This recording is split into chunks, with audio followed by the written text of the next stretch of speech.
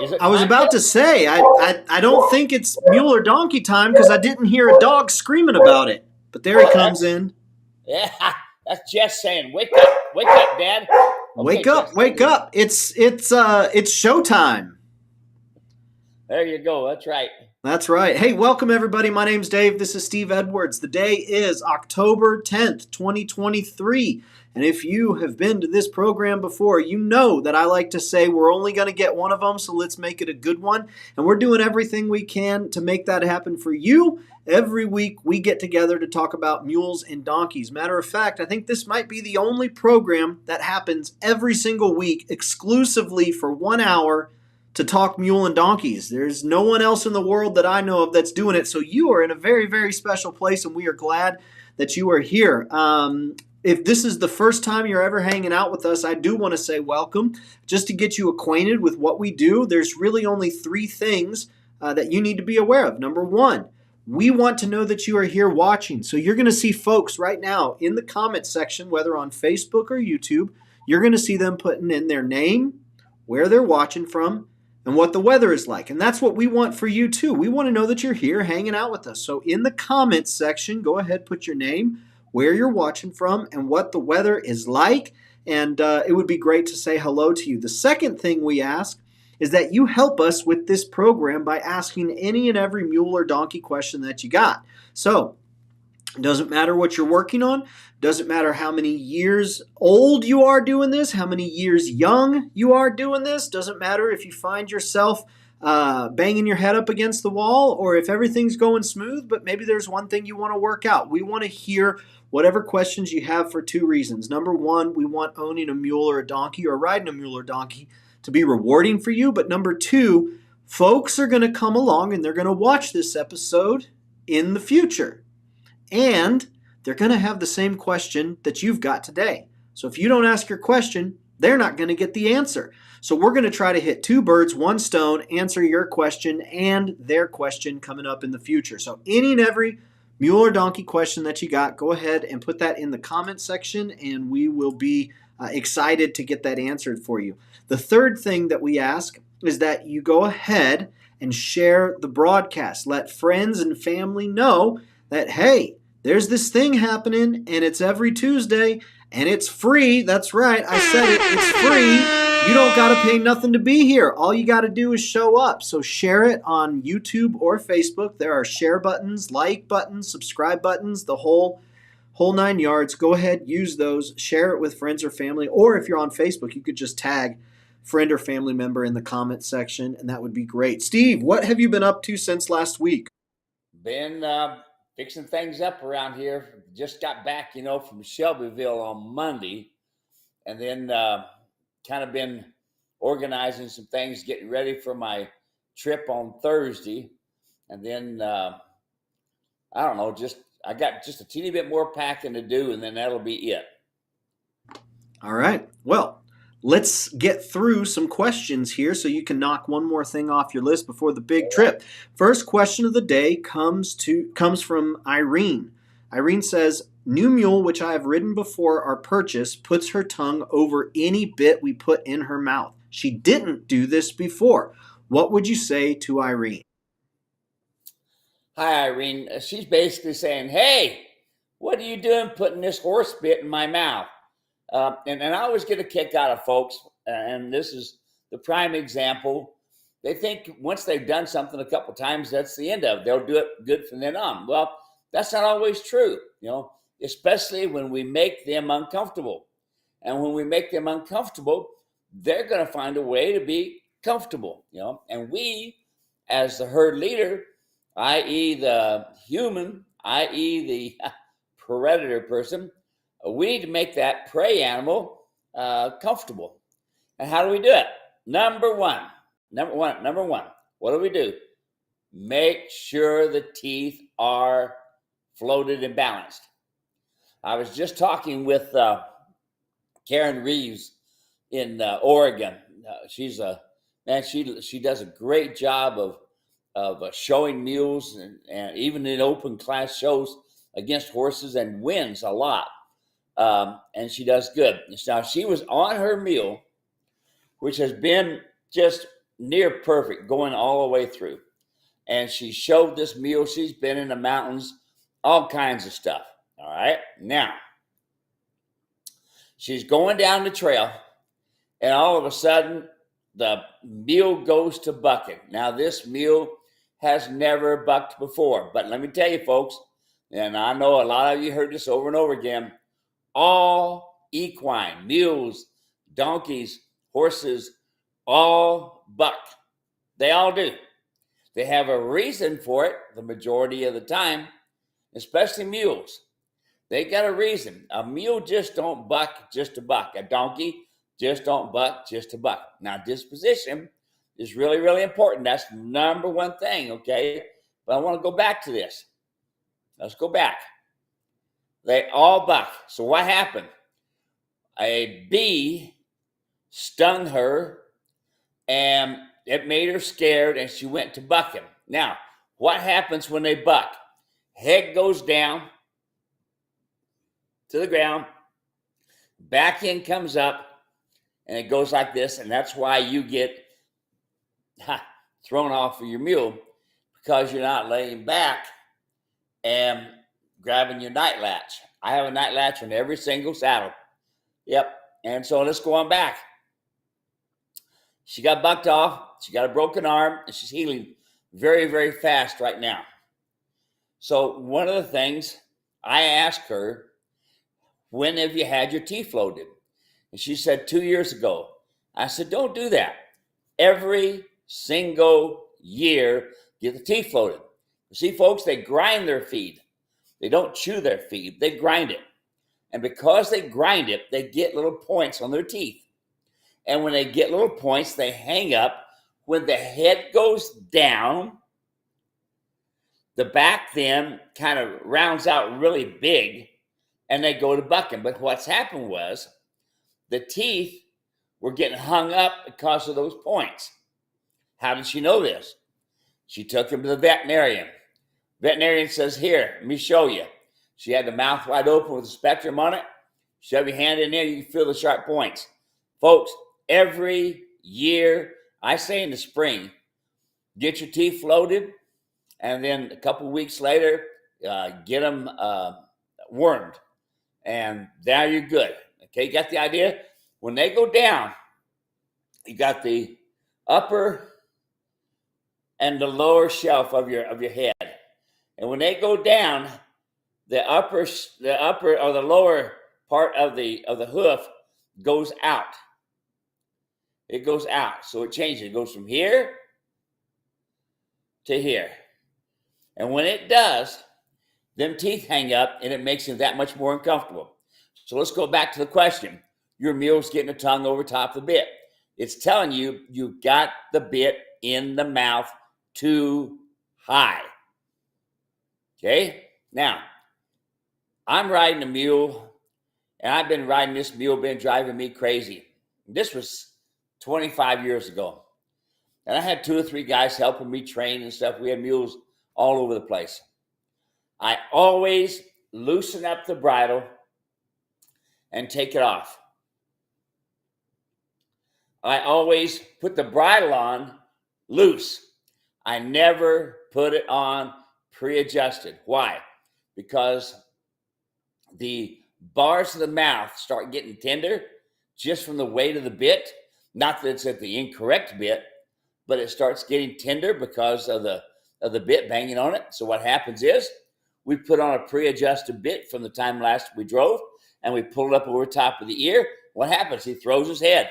Well, he's ear shy now. No, he's not ear shy.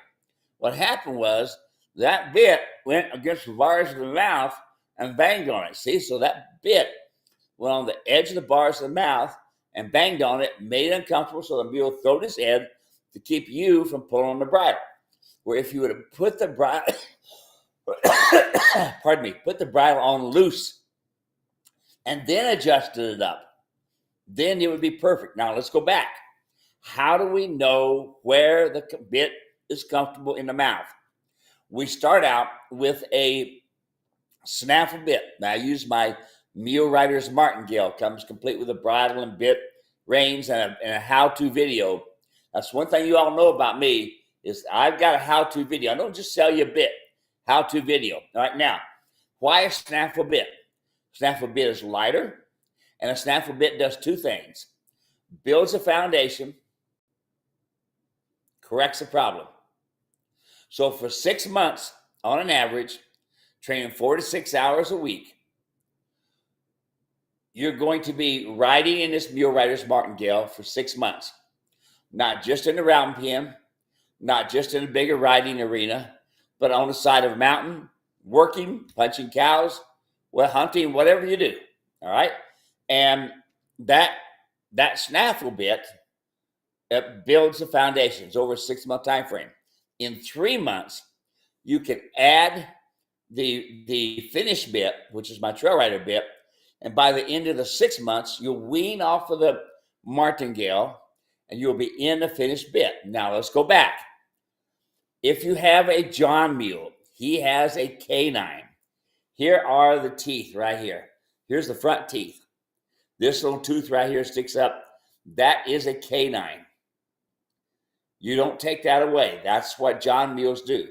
So the bit goes down and the bit bumps the canine. Makes it uncomfortable. So the mule plays with the bit. You call it playing. I don't. I say he's asking questions about the bit. He picks it up. He puts it down.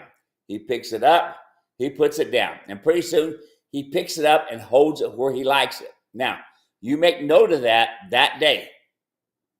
You take it off, and then you come back again, and 2 or 3 days later, and you put it back on again. He's going to do it 6 times. Remember? 3, 6, 9, 12. Now we can start training. Now we can start riding, but not until then, because what we have to do now, remember this, you've hurt his mouth. Just like when they go to bucking, you hurt their back, okay? So you hurt his mouth. So don't expect to put my bit in there and fix the problem. Don't do that. It's always foundation to get there. Start first with the come along rope. Do your groundwork from the nose. Mules learn from the nose, not from their mouth. So do your groundwork with the nose. Then as you progress, you go into the sur single. So with the come along hitch, you do 3, 6, 9, 12. And then with the come along hitch and the halter, you'll use it 3, 6, 9, 12. Then they go into sur single. They go with the halter first, and then after the halter, then you add the Mule Riders martingale with the halter. Then you wean them off of the halter and just use the Mule Riders martingale. And you'll see in the video, nobody's on their back. Nobody. The bit and the bridle is completely doing the job. Now let's go back. Why is your mule getting his tongue over top of the bit? Because you have it too high. Now my Mule Riders martingale, because they change as you are training on a daily basis, especially young ones. You got to remember, these mules grow till they're 7 years old. Young ones are little by little getting their head to where it's like this, and little by little the mouth starts coming out, getting longer. So then you're going to adjust your bit in a different place. So what do? Number one thing that you do is you first get the teeth floated. Number 2 thing that you do, let them be out mouth heel, and now put the Mule Riders martingale in their mouth. Let them pick the bit up and pack it. It's light. They'll do it. A female mule, Molly mule, she doesn't have the canine, so it's going to be gone.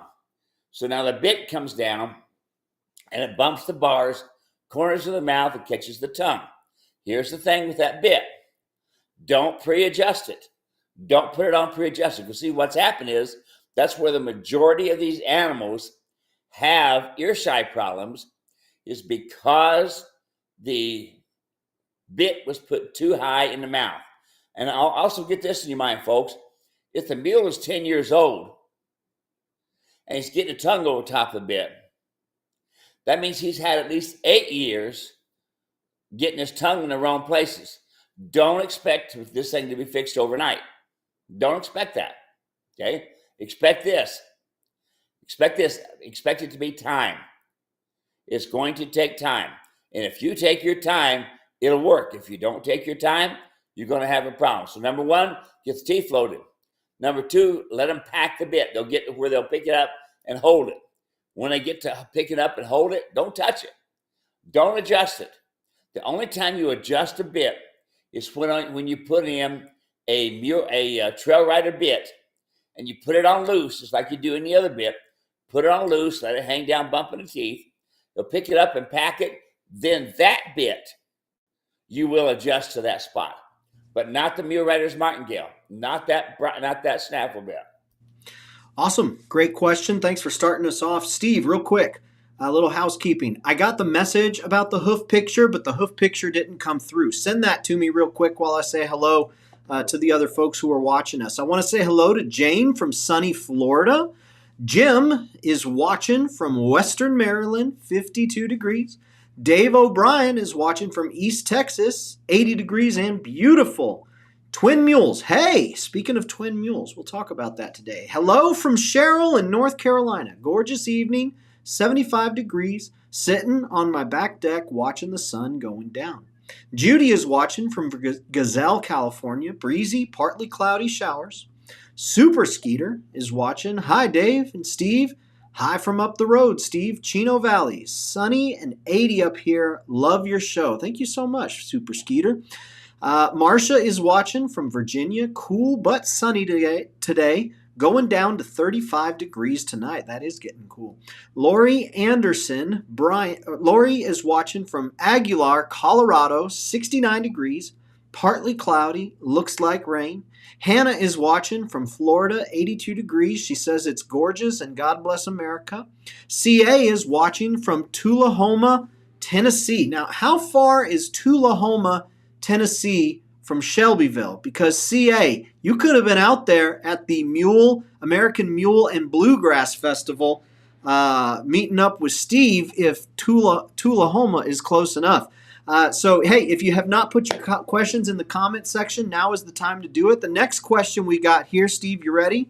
Yeah, I'm going to finish this up right about, I need to send that picture to you. And you know me and computers, we don't. You sell yourself short. You actually do a pretty good job for. You see, I've got half of my life in the foot, or half of my life in the arena of technology, and the other half of my life where technology was not even a really big thing. So it's like split, right? First 20 years, cell phones really weren't a thing. They weren't super common. The last 20 years, it's everything. So I think you and my dad, you guys are about 3 years apart. Y'all do a really, really good job. So give yourself more credit. All right. Helen says, so are the Lakin pellets the ones Steve feeds, and is he the one who came up with the ingredients? I looked them up online, and no feed store sells them here in Washington. After losing 2 mules to colic, I am desperate for getting the right feed plan. I won't buy another mule still. I do. Is there credit to vets saying the weather can also cause colic? Seems strange to me. We have had those mules over 3 years, and to lose them all at once. Thanks for the time, Helen. So that's pretty tragic. That's really frustrating and very heartbreaking. Steve, what would you say to Helen? Colic is a monster, and what it is, you've got a large intestines and a small intestines, and things start getting packed up going from the large to the small intestines, and especially if they're eating a lot on the sandy ground, and so it's tough. And there are several ways to kind of keep it under control. Now I can tell you, it is rare to have a mule colicky. I can tell you that probably out of the last 25 years that I've been that I was training and feeding lick and light pellet, I had no colic problems whatsoever. But I've got my corral set up in such a way, and I got a feeding program going on that helps keep it in place. Now, did I develop the Lakin Lite? No. Chuck Lakin used to be the owner of Lakin Lite. Him and I got together because I trained on his mule, and him and I got together and we come up with this, what we thought was a good all-around feed. Now, I can tell you what folks are starting to do, Dave. they're taking the ingredients that's in that article, Mules Can't Stand Prosperity. They're taking that ingredients, going to a milling company and say, make me this feed. Now, I want you to get this in your mind, folks. Okay, this is a base place. This is where you start. You could change. Your mule may need more magnesium. Your mule may need more selenium. Your mule, you got the idea? Just like you and I, we don't take the same vitamins. We don't do the same minerals. We don't even eat the same. How about that? Anyway, so let's go back. So what do we do? Get a blood sample test from your mule and see what it is lacking in the way of vitamins and minerals. Or you can get a hair follicle test from your extension centers, and you can find out what's on there. Now, also test your hay. Now, you said colic. That's a big word. And did they tell you what type of colic? Because here's the biggest one that even the veterinarians aren't tagging, and that is salmonella poisoning. Unfortunately, what you see in hay, not just because it's hay, folks, don't mean it's going to work out for your mule, because there's hay cut from different fields, different times of the year, and that makes a mega difference in how these mules are maintained. And the other thing too, folks, when you're doing this hay, have it tested. I used to take a pipe, half-inch pipe, and I cut the end of it kind of pointy where it was at an angle, and then I took I put a handle on the other end, and I'd shove it in. It was about 60 inches long. I'd shove it into a bale of hay and pull it out, and then I would take it to the extension center, and they would say, Steve, your hay has this or that and the other. Now, if you got a hay from down in Huma is known, really known for its, sand in the hay. At the bottom of, I got a couple truckloads one year of it and didn't know it. And I have 55-gallon plastic barrels that are lengthwise, and I've got it cut out lengthwise so that the mules get their big heads and their ears in there, and they eat. I also put stones in there that are stones from the river. They're smooth and they're almost rounded off, and I put those in there, and they're about as big as my fist. And I put those in there as well so that the mules have to take their time. They have to move a rock out of the way to get to a pellet or something like that. So let's go back. Here's the thing about the pellets. When they get wet, they expand 3 times their size. Yay, good deal. When they get wet, they expand 3 times them size. So now we have feed that when they start watering themselves, it expands, and then you and I know that if we'll wait a little bit between helpings, we'll eat a whole lot less. I'm guilty, okay? Now, that's it in a nutshell. Can weather change things? Yes. The static electricity in the air and all of the changing of the dynamic pressures, I don't understand it all, but especially when I was training horses, I had colic left and right when we get thunderstorms in, because they get all bothered about it, Here's the thing, folks. You need to talk to your veterinarian, and you need to find out about getting Banamine. If you can give a intermuscular shot of Banamine in the muscle and at the neck, then that Banamine will help save your mule, because it'll start relaxing them. Now, there's also Banamine pills, but you got to know how to give those. You have to reach in there, pull the tongue out, shove it way back in the back. So let's go on. I can tell you I feed a lot of beet pulp. At least 3 times a week, I'll give them a 1-pound coffee can of wet beet pulp that's been wet down. And I put that in there as well. And it does a great job of keeping them clean. Keep a good salt around, good clean water, and keep them in a small pen.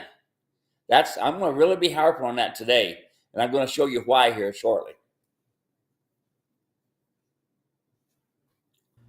Sorry about that. Working Yeah, on getting you're some good. pictures stitched together. All right, let's see here. CA says about 30 minutes. CA, Labor Day next year. Put it on your calendar. American Mule and Donkey Festival, Shelbyville.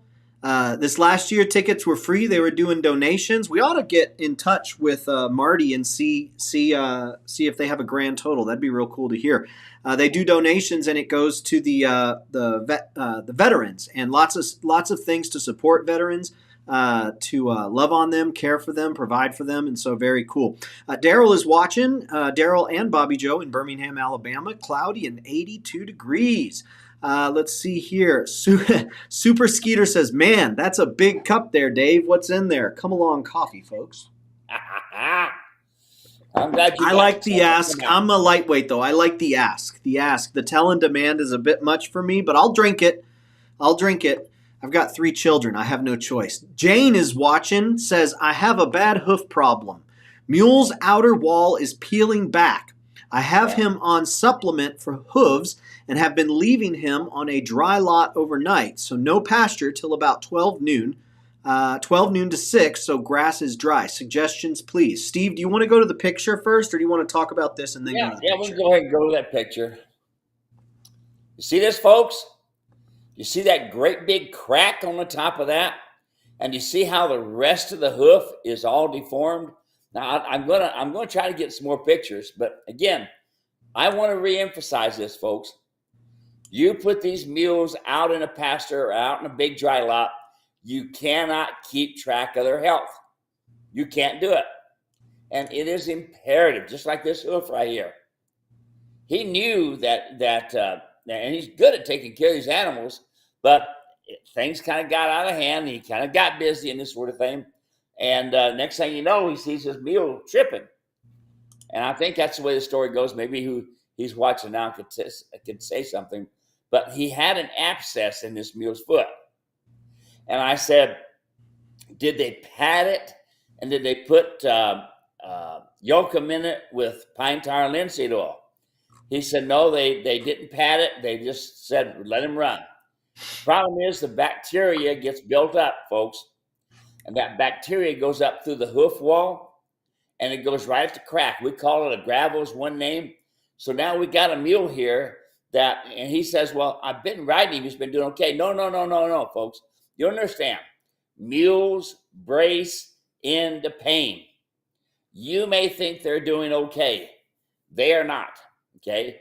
It is rare that one will flat show you, hey, I got a problem here, and this mule was tripping. That's why. If you kept this mule in a 20 by 20 stall, just like all of your mules should be, you come to my ranch, and I think he's got a picture of it here. You can see where my corrals go. And matter of fact, all over Arizona, we have everybody keeps their animals in a small corral. By keeping them in a small corral, I can keep track of how much water, how much feed. I can keep track of their hoofs. I can keep track of their breathing and everything. Okay. Now let's go back to this to the colicky and hear this hoof problem. Okay. It's important that you understand about Banamine. It's important you understand about what to look for and what's the heart rate, what's the breathing, and do a temperature test. It's really important. So when your vet comes out, they're already acknowledged as to what's going on. And here's the hoof problem.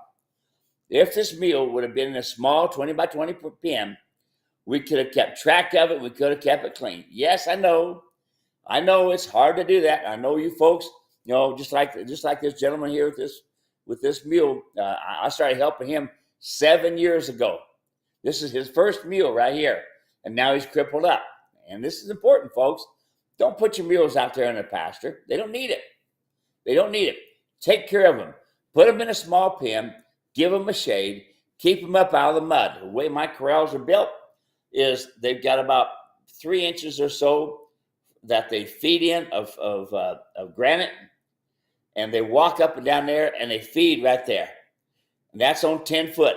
And it's roughly about 3 inches high than the rest of it. Then the rest of it, if it gets rainy and muddy and stuff, they'll be just fine. He'll keep it dry. But going back to this, They don't need to be in a pasture, folks, and right here is one of the reasons. And we got a couple more reasons as well. Now, the lady that's got the mule where we're fluffing some of the outside wall, that's a lot of things that could be going on there. Folks, I have yet to see any hoof builder in the way of medicines and additives and things like this. I've never seen one yet that really worked. What I have seen is consistent, good farrier work. That's what worked. Not taking a rasp and rasping the outside, that takes the lanolin away. You keep pine tar and linseed oil around, and you'll be able to paint those on the outside and help with the maintenance on it. And you'll be able to put some on the inside. You see how dry this hoof is? I used to take right at the water holes. Each one of the mules had their own water. They kept about a foot and a half to 2 foot of moisture. I'll keep it wet, especially dry when we're here 110 and more. I'll keep it wet in that area so that they can step in it and keep some moisture going in and out of their foot. Okay. On top of that, I use pine tar and linseed oil again to keep the foot. There's my corrals. Okay, you can see get an idea of them there from one end. That's a 10-foot shade, 10 foot they stand in. You can see the feeder there, that plastic feeder, Yeah, right there. So that was at one of our clinics. And how many total do you have, Steve? Is it like 20? 20 stalls, yeah. Yeah, 20 stalls. And so wind up keeping them all separate like that. And I know there's a lot of folks out there who, say, oh, they're going to get lonely and they're fine with it. They're good with it. And if you want to go ahead and leave them out at pasture with their buddies, you can do that if that works for you. You're going to find them harder to catch. You're going to find that their temperament is going to be more, not as submissive to you because you're not going to be the herd leader. Herd leader is going to be somewhere out there in the pasture. So we just tell you what's worked for us, and then you go about it, but you get good results that way. All right. Brian is watching. Hello from Nebraska. It's a beautiful weather to be riding in. Great information on the chat. Thank you, Brian. Love having you here. Dragonfly is here. Hi, guys. Nice weather in New Mexico. Will a gaited horse mare always have gaited mule offspring? Can you share real quick what is a gaited mule something that has to be born, or is it trained to be a gaited mule? And then will it always have gaited mule offspring if it's a gaited mare? Okay, they are born gaited, but they also have to be trained to use the gait when you want it to go into that gates, okay? So you'll use your hands and your legs to say, okay, we're going to go into this count and up into this count and go faster and faster. And you can teach them how to go faster or slower. Gaited simply means the animation of how their feet go up and down, and it's very smooth and it's very fast. Now, we got a picture of a pair of twins. Listen, folks, just because they're twins or just because they're the same mother, they get this in your mind. They're different between night and day. One of them says, I love you, and the other one says, stay away from me. Full brothers, okay? Now, you can see that the one's got a halter on it. That's the one that's a little bit easier to deal with, I understand. And the other one is could care less. Now here, what am I saying through all this? These two mules, when they got weaned, the day they got weaned, they should have immediately went in a 10 by 20 stall, immediately, and they should have started their training. That's what they should have done. Now, she tells me they're very hard to catch, very hard to deal with. They're not being consistent. You need to put them in a 10 by 20 stall to start with, and then 20 by 20. And you do not keep halters on your babies, and especially don't use nylon halters, because all it's going to do is teach them bad habits. Now, you're thinking, man, he's leading, he's doing good. That's not the purpose of a halter, okay? Purpose of a halter is not to lead with, Purpose of a halter is to build a foundation. Rope halters having the knots adjusted in the right place. All a nylon halter is going to do is teach them to brace. All right. Now, here's the other reason right here. You need to put them in a 20 by 20 stall at the biggest. 10 by 20 best when they start out with. Then you progress to the 20 by 20. When they are in separate corrals, then you can keep an eye on their training. It is next to impossible to train on these mules when they're out in the pasture and you have to go back and forth to get them. Not only are you losing steps there, but they get to where they don't want to be caught. They don't want to be around you. You're a predator. They're a prey animal. They're out there with their buddies. They don't need you. Okay, so here's the other reason. Number one, their health. You can take care of their health with that small corral. You can feed them, water them, take care of them. Right here, when you're training, the day you start training, school begins. And when a school begins, this happens. It's imperative every day they are learning. Now, they could be learning something as simple as being tied to a hitching post. They can be something as simple as go for a walk for a half an hour. 4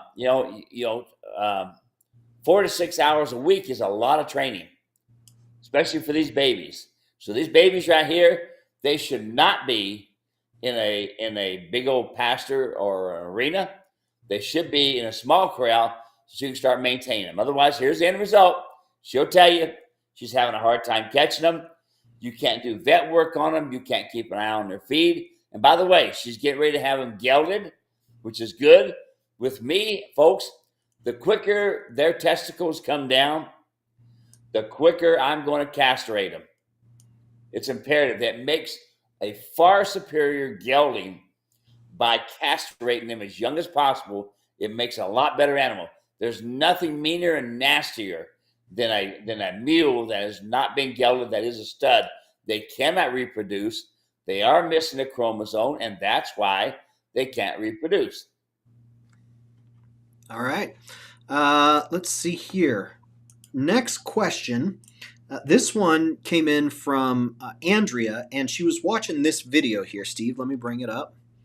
She's watching this video. Do you remember when we went out to Mesa and our friend had this mule kind of, yeah, there you go. And so you had to spend extended amount of time getting this mule to stand straight and to pay attention to you. She says, do all mules act like this? So maybe just explain what we're doing right here and then talk to, are all mules going to wind up acting like this?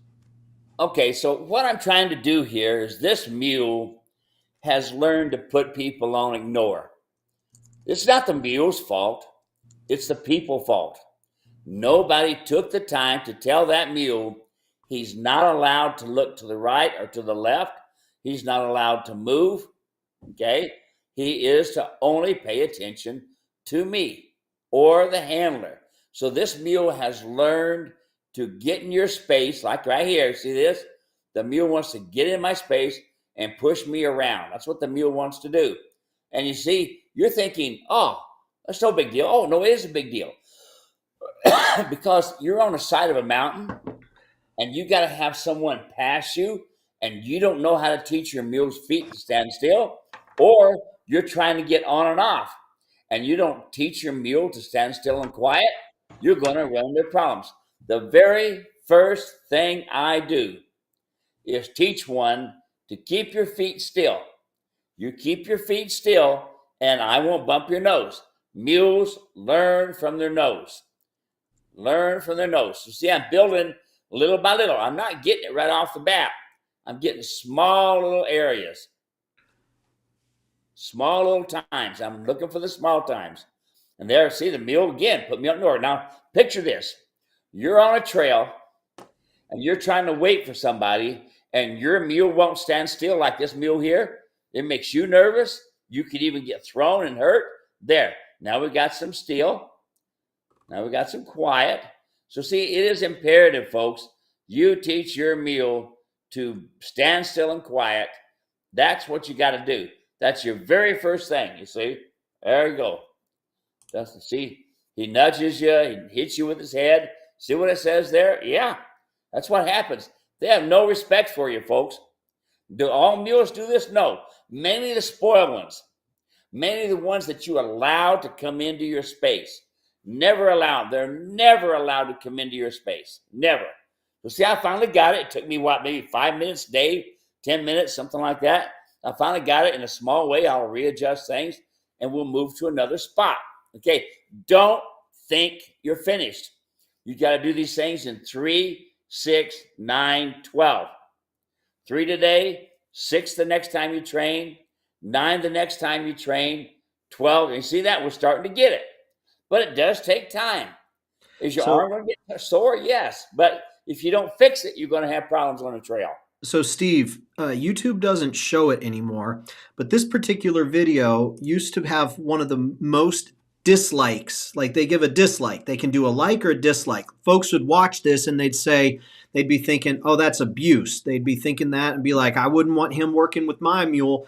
Can you talk a little bit? We've talked so much about that over time, but we haven't talked about it today, and we're watching this video. Would you just share a little bit to folks who are wanting to be compassionate, and they're seeing this and they're like, oh, he's hard on that animal. Would you just speak specifically to as like why this is not abuse and why this is necessary for standard ground foundation training with a mule that has this type of attitude and disposition?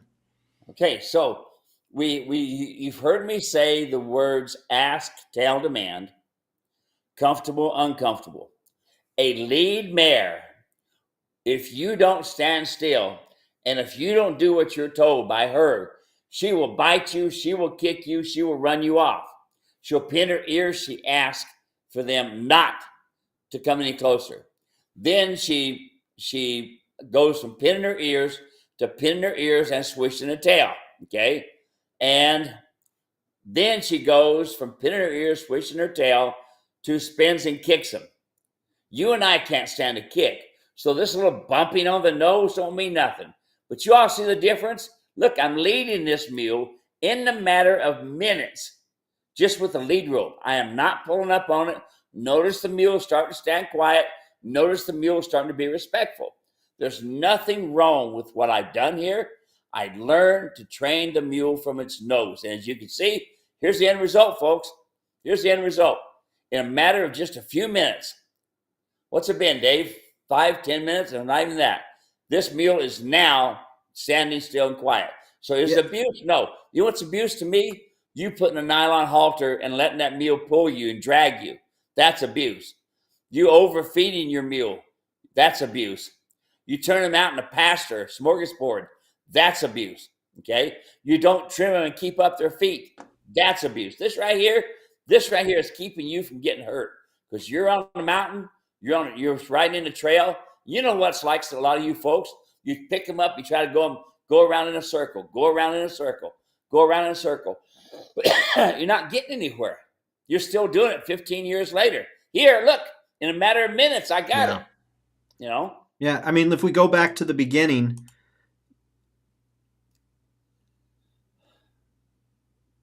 a lot more activity on the head earlier in the beginning and not paying attention to you at all. Yeah, just like the owner said, he has no respect for you. Yeah. Now, go ahead and go in the saddle and try to keep your animal still when somebody's been hurt and on the ground. Or somebody's trying to doctor their other mule. And you can't keep your mule quiet, standing still. You should be able to. That is primo number one, make your mule stand still. You said they took it off of YouTube? No. Folks would watch it and they would just see the ask, tell, demand, and they'd do the down thumb. And it was just, they don't understand. We've got people in the comment section who explain exactly what's happening. So am I correct? I'm observing right now, and he's moving around a little bit more, but it looks like his ears, it looks like he's paying a lot more attention to you now than he was in the beginning. And his ears, they're moving around, but it seems like if his eyes aren't on you, his ears are on you. Am I observing that correctly? You're exactly right. Remember, they have two brains, one on the right and one on the left. And it's imperative you understand you have to train one half of the time. This mule is been abused simply by people who didn't know better, using a nylon halter or using an incorrect adjusted rope halter, okay? When it comes down to the ears and stuff, those ears are saying, I listen to you. I'm here with you. I'm straight ahead. I'm kind of standing there quiet. That's a variety. It's when they're really angry, is them ears are almost flat on their neck. Okay, that's when you're in trouble. But that right there is just, it's a matter of minutes, folks. Minutes. You can, the majority of you, when you have tried to do this before in the past, what have you did to get them to keep from going back or trying to stay with another animal? You pick up on one rein, you go around in a circle. Pick up on one rein and go around a circle. And you're still doing it today. Did you get anywhere? No. 20 some odd years later, you're still picking up on one rein, going in a circle. You're not getting anywhere. Watch the training that I do. Right brain, listen to me. Left brain, listen to me. But first, start on the ground to get them to stand still and quiet. Very good. Let's see here. Let's see. Yeah. Brian says, I feed my mules a good quality grass hay along with a limited amount of alfalfa hay, all measured. Take the alfalfa hay and leave it alone. They don't need alfalfa, folks. You're going to be riding them heavy. You're going to be moving cows 2 or 3 days where they need the energy. Yes, minimal amount of alfalfa I would accept. But if it was me, I would never, ever feed alfalfa. When you see a mule or a horse that has kidney failure and they're dying of acidaria, it's from that strong alfalfa hay. It's no good for them. Feed, if you're going to feed, and you're getting ready to go on some riding, you start feeding them whole oats, and you just give them whole oats a little at a time. Otherwise, they don't need it. Give them a give them a feed program that is going to maintain them standing in a corral. Give them a feed program that is going to allow them to go up the trail with energy. That's where the whole oats comes in handy. And also remember, folks, you get some mules that are really easy keepers. They can literally suck air. You get others that are horrible keepers, especially once the mule starts getting over 18, 20 years old. They get to where they hardly don't want to eat. You can't keep weight on them. It's tough. It's not easy. Let's see here. Lori is watching from Central Florida. Beautiful day today. Rain moving in tomorrow. Super Skeeter says, should talk about choke. Choke colic? Choke what? Do you know what he's referring to? Do we need more information? About them? Well, they can't really, they can't throw up. And they have in the past, I have known of some animals, I had never happened to me, but where they were actually, they were eating too fast and they were choking, and the esophagus and everything started getting messed up and impacted. I know some people have even run a water hose down their mouth and done that to help them out. And I know some people have run a water hose in their rectum when they've got one that's colicky. I'll tell you, one of the things that works with colic is put them in a horse trailer. It's inevitable. As soon as you put these animals in a horse trailer, guess what they do? They poop. Yep, yes, they do. Well, there you go. There's some wisdom from Steve Edwards himself. All right. Tom is watching from West Virginia. Tom Tucker says, hey, Steve. Christina says, howdy from British Columbia. That means we've gone international. It's cold here. My mule Colt is doing amazing after brain surgery. He is a changed animal. Wouldn't believe it if I hadn't seen it. Steve, I want to get that clip real quick. I'm going to read this again, and I want to get this clip. We're going to put this on YouTube so people can hear it. We had a few questions come in on this, so I'm going to read it again, and then you go in and you tell me exactly why that's true. Christina from British Columbia, Canada. We've gone international. It's cold here. My mule Colt is doing amazing after brain surgery. He is a changed animal. Wouldn't believe it if I hadn't seen it. Christina, she's my little mule rider from BC. She's pretty incredible. She come to my clinic there in Superior, and boy, she was right in there watching, seeing how things go. What is brain surgery? Castration. Yes. Listen, they don't think properly when they got their testicles. And folks, here, just like Christina just said, did you hear her? She couldn't believe the difference in the animals. Listen, folks, all of my stuff is from being school of hard knocks, seeing it happen. Been there, done that. Okay. That's why, like when I was doing the come along rope work, I had that mule standing still, not wanting to move in less than 10 minutes. And some of you have been doing it for 10 years and still aren't there yet. Okay. So everything that I do works pretty quick. Now, like this brain surgery, when she cut those testicles cut, that give that mule now is starting to focus on what you're asking for. Where otherwise their testosterone's running and they are a mess, especially a mule. They're missing a chromosome and they are the nastiest, meanest things to have to deal with. So good for you, Christina. You're doing good. Now, if y'all going to breed, you're going to breed with a jack, you better know what you're doing, because I'm telling you, that jack can take pieces out of you just by biting you, okay? It's pretty tough. Let's see here. Kyle says, I had a horse this is a comment on a YouTube video. I had a horse that was allergic to fly spray, and an old cowboy told me to spray apple cider vinegar on her. It made her smell like a salad, but it did work well. Have you heard that before, Steve? Yeah, actually, I have used red apple cider vinegar and some water together, and especially on their chest. I've also used WD-40 as well, which I just need something oily there. The red apple cider vinegar, I don't know, they just don't like to taste it or something, but I have used it before. Yes, good move. So we have another video. So a lot of times folks will see just a small part of a video and they won't get the whole conversation. And so what I love about this program is that if you watch it in its entirety, you get the entire conversation. Well, we have one where it was talking about floating a mule's teeth. And someone said, did anybody think for a moment to define what floating a mule's teeth meant? Well, it was a short video, so we did define it, but we just used a small clip. So I'm going to reply to Mr. N. Steve, what is floating a mule's teeth? Okay, so here is the teeth right here. That's the lowers, and here are the uppers. And as they are chewing, they are creating points. You notice how the up and down, up and down. So you take a rasp, it's a special rasp, special handle. Some of them are straight, some of them got a little crook in them, and we use them different ways, but we do the uppers and the lowers. What I do is I reach in, I grab the tongue, I pull the tongue out, pull it on the corner of the mouth, then I can reach up underneath there and do the rasping. So I rasp these things off to where they're all straight. All right, and we have to do that every year. If there's any points at all, it will they will not be able to grind their food properly. And if you got a mule with a big hay belly, guess what? He's not grinding the feed correctly.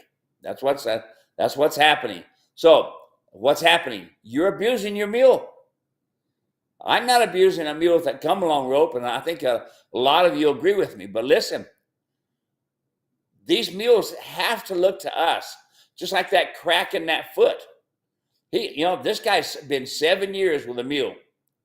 7 years. He didn't know this could happen. And I tell you, folks, I tell you, put your mules in a small pen so you can start to eliminate this. See all the heavy cracking on the back of the foot and this sort of thing? It's nasty. Now, he's supposed to be getting some x-rays, and when he does, we're going to share them with you. And I've got some other pictures of some other feed as well. But understand, folks, you got them in a small pen. They can take care of themselves. No, you need to take care of them. You turn them out in a big pasture, you'll be like some of my people. I've had them call me and say they found their mule dead out in the middle of the pasture. All right. Well, he could have been colicking and you didn't know. All right. I found my mule crippled, stuck up in some barbed wire. If they were in a small pen, you wouldn't have that problem. Okay. Folks, I cannot tell you enough that if you want a good quality mule, you have to take care of them. Awesome. Let's see here. John is watching, says, love the videos. John from Bitterroot Valley, Montana. Newbie here, looking at different properties to buy right now. There is one with a riding arena for sale. Not owning mules yet or ever, I'm not sure how to handle this riding arena, 70 by 120. Any insight there for John about purchasing this property with a riding arena? Well, you don't really need a riding arena unless you're, are doing lessons and things like this. If you're talking the Bitterroot Valley, you've got hundreds of miles of riding all around you. It's absolutely gorgeous country. Marty Barkus is a very good friend of mine that lives there. I've got several good friends that live in the area, but the arena, you could, lots of things you can do for it. You can also rent it out if you wanted to do that as well. But that arena, that's a definite asset to a lot of people who do shows, and they practice in the arena as well. Sorry, I was reading another question. Were you asking or did you finish there? I finished them. Yep. Oh, okay. Sorry about that. I was just reading up. So next question, we put a video out on, as a matter of fact, let me bring it up here. We put a video out on YouTube, you talking about the Arizona cinch, and we had somebody write in saying, wouldn't leather be stronger than a snap? And so I'm trying to find the video here. Here we go. Here's the video where you're talking about it, and let's go down here. Here you go. So would leather be stronger than the snaps that you're using there? No, leather cracks, okay? And nylon does not. It's one of the reasons I use nylon. That snap is perfect. I've been using it for close to 30 years. It's a good quality snap. There's not much pressure on these cinches, okay? This cinch kind of sets in the middle of the belly, kind of, but back a little bit, back where the rear cinch is. So it's more centered in the center and works better as a pack cinch. Don't use it on a riding saddle. A riding saddle, it'll eventually get loose and your saddle will roll. On a riding saddle, the back cinch is the most important. But that snaps, they're great snaps. I've never had a problem all these years. All right. Okay, here. Let's see. Mr. David Pengelly, another beautiful day in Manchester, Georgia. So he's just trying to make you jealous, Steve, now that you're not there anymore. Barbara is watching from Sullivan, Missouri. Sunny and cool and 60s. Beautiful fall day. Lori is watching. Says, I just got my order for the come-along rope and rope halter, the black halter, and knife. Where do I get access to the digital training? There are no instructions, just an invoice. Hey, Lori, so you should have an email in your inbox from support@muleranch.com. It could be in your spam folder. Either which way, if you send me a message directly, support@muleranch.com, we'll get you taken care of. Thanks for reaching out and giving us a chance to help you get fixed up there. Mari is watching. Am I supposed to stall my donkey if my stall is totally enclosed in the barn, or should I arrange for a stall that is half outside? That's a great question. Well, I mean, it'd be kind of nice to have them be able to go outside. That's a good deal. I've seen them stand outside in 20 below zero, and I've seen them stand outside at 120 degrees. So yeah, and there's nothing wrong with them being in a completely enclosed paddock as well. There's nothing wrong with that. Is it nice to be able to have a little turnout? Yes, a small turnout. So that's why I have 10 by 20 to start with. And then I go 20 by 20. And that's all they have. That's all they need. My mule at 28 years old, my wife's mule, 28 years old, she spent 26 years in a 20 by 20 stall. That's all they need, folks. I'm taking care of them. I feed them. I water them. I exercise them. I take care of them. And by doing that, I know how healthy they are. I haven't had colic in years.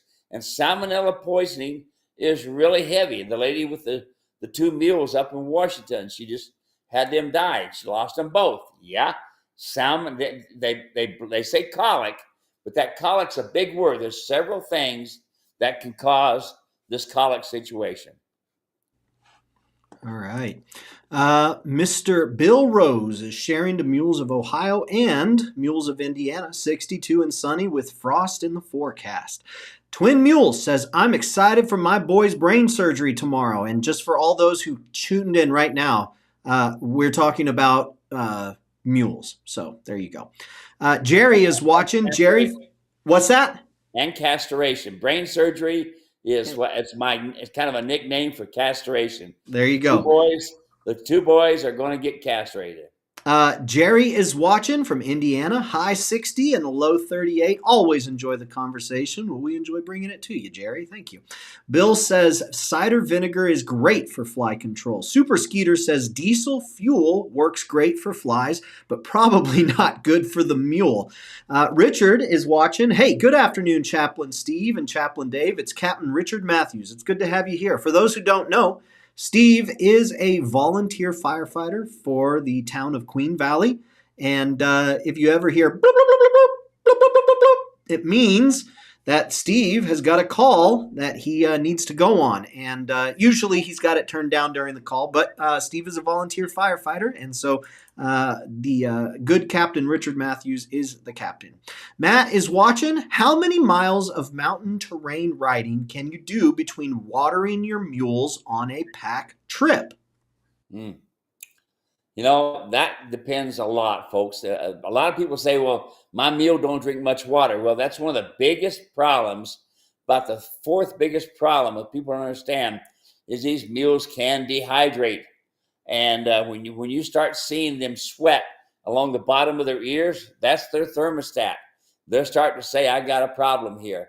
And it really depends on how good a condition your mule is.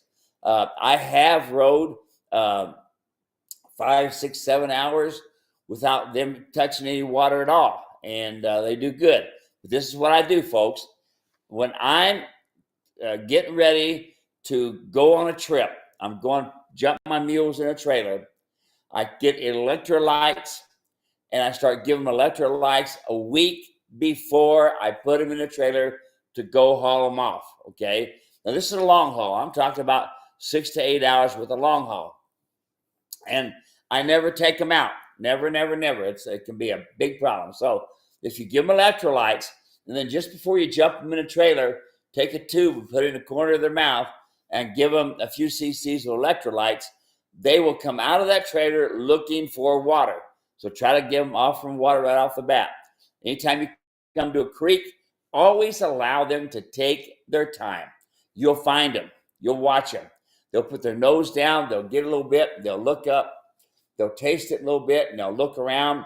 They'll kind of lick their lips a little bit, and then they'll taste it again. Some of them test it quite a few times before they finally taste a good drink.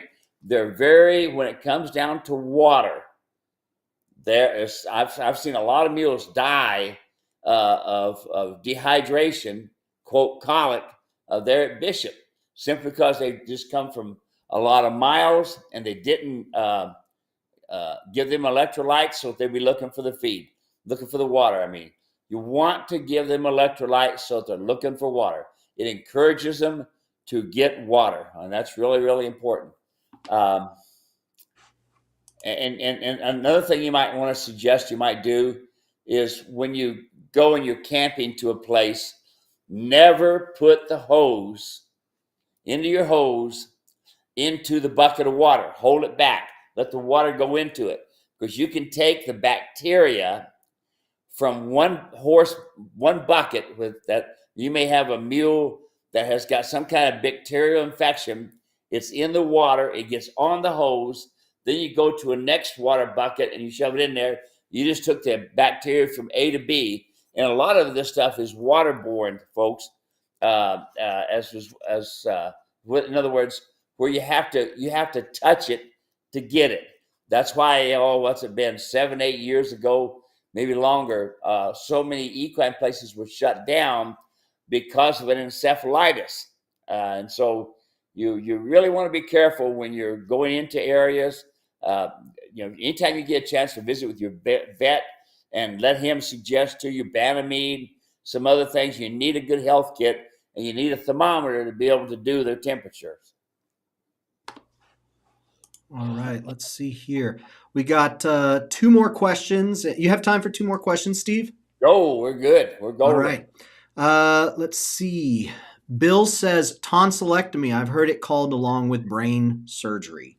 Marcia says, why do John Mules have the canine? Why do only John Mules have the canine teeth? I can't answer that. I can't. Maybe one of these days the Lord will give us some kind of pictures of what's going on. But they do. On a rare time, some Molly mules get a canine, but I can't answer that. I have no idea. Maybe some might be a veterinarian out there that might know. Yep. Let's see. Last question. Matt says, do you have any good suggestions on training a mule to carry out game after a hunting trip, deer, bear, etc.? All right, folks, get this in your mind. And this is really important. Is that like my wife's mule, Stacy, she's packed out bears, she's packed out elk, she's packed out deer, all right? She's helped packed out camps, and she had even my son Ryder. She's, everything from my grandkids to a 96-year-old blind man, this mule's had on her back. Now, one day, I harvest an elk, and I've got it all bagged up. Can you still smell blood and stuff around? Yeah, they can, especially. There was something about this elk in this area. My wife's mule, Stacy, didn't want nothing to do with it. Now, she packed a lot of elk out, a lot of game out, okay? Been all over the place. But she said today, nope, I am not putting that thing on my back. Ain't no way. Out come the come-along hitch, and she decided to stand still and quiet while I put it on. Did she get fussy about it afterwards? Yes. Don't know what it was about that elk, but that's what happened, okay? You cannot train them and desensitize them so that they, quote, won't ever do it again. They all bite. They all buck. They all run off, all right, folks? They are an equine. They will take care of themselves. And if you don't have the tools, i.e. the come-along rope, if you don't have the tools, the day you're up a creek and you're trying to get them to stand still, you can't tie them or nothing. I can tell you horror stories where they tied the mules to a tree to keep them from moving around, and the mule kick everybody, bite at everybody, and they blindfold them all kinds of type of back foot in order to finally get them packed. Okay, so let's go back. No such thing as a certain trick. You just have to get your come-along rope out and say, all right, we are going to stand still. Okay, just because, okay, a lot of people, you see kids riding mules and say, oh, this thing's kid-proof. Ain't no such thing. Ain't no such thing. Disposition. Now, Dave in Texas, he was just over at the Shelbyville. I think I sent you a picture of him, Dave, of him and I standing together. Yeah, let me he's see a short, here. good-looking one. Anyway, he actually bid and won the mule that they had for the giveaway. Where you buy $20 worth of tickets and you get a chance to get it. Anyway, Dave ended up getting this mule, and he called me and said, what do you think, Steve? I said, that mule's got $1 million disposition. $1 million disposition. You don't pass up that mule. Buy that mule. And he did. And it's just a yearling. He's contacting me now by email and text. Says, wow, what a great mule. That little mule can't wait to play. There they are. You see? There's my buddy Dave. He gave me a bunch of honey too. I got more honey. Anyway, I see him there at Shelbyville, and he ended up purchasing the mule that we had the giveaway. Again, all that money went to the veterans, but he drove 10 hours to his house in Texas, got the trailer, turned around, and drove 10 more hours back to Shelbyville to pick up that little yearling mule. He spent the night with Marty Ray and his wife in their bunkhouse.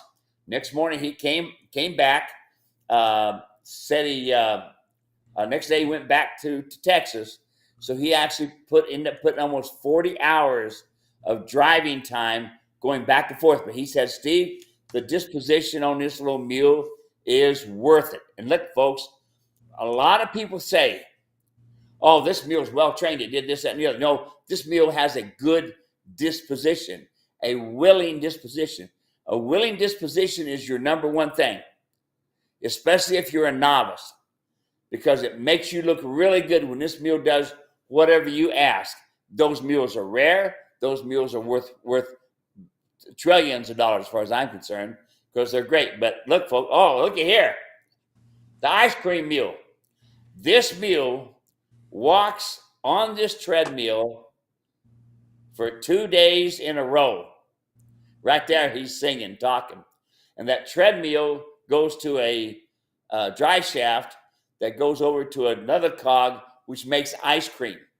And they make ice cream all day long. And listen, that Marty Ray, he brought almost 800 kids, 4th grade level kids, into there and told them about mules, and they sang to them. They got them ice cream. It was pretty cool. That's real cool. I'm glad you sent that over. Everyone, thanks so much for hanging out with us. We do this every single Tuesday and would love to have you join us every single Tuesday. To all of our friends who have hung out with us for the very first time, we hope it was worth your time, and we'll do our best to make sure it is in the future. We hope you come back. To all of our friends who have been with us before, we sure hope to get to spend time with you again. Thank you, everybody, for participating. If you have any questions, there's tons of free, that's right, you heard it, there's tons of free stuff at muleranch.com. You can go check it out. Training, videos, articles, all sorts of amazing things. If you have any additional questions, you can send them to support@muleranch.com. Those will come through. And be sure to subscribe on Facebook and YouTube. Steve, anything you want to say before we're all done? No, that'll get her, partner. We'll see everybody when we see them. Awesome. Thank you, everyone. Take care. Bye-bye.